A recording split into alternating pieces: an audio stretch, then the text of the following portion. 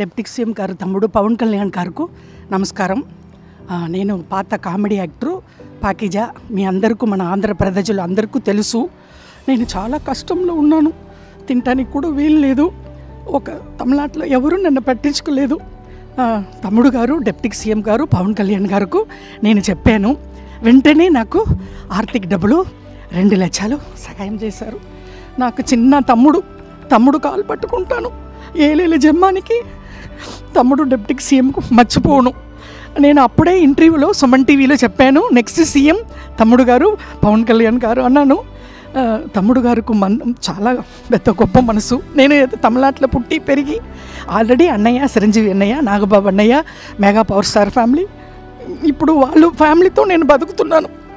నేను ఆ భోజనం, నేను కట్టుకున్న చీరలు ఆ వదిన గారు ఇచ్చారు.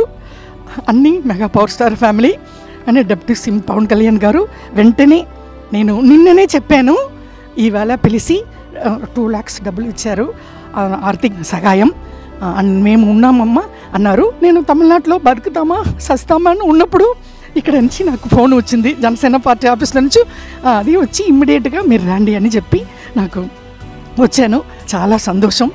తమ్ముడు గారు పవన్ కళ్యాణ్ గారు డిప్యూటీ సీఎం గారు నాకంటా చిన్న అని పర్లేదు, తమ్ముడు కాలు పట్టుకుంటాను ఎప్పుడు. వాళ్ళ ఫ్యామిలీ నేను మెగా పవర్ స్టార్ ఫ్యామిలీ మర్చిపోనండి. నమస్కారం అండి, ఉంటాను. Thank you.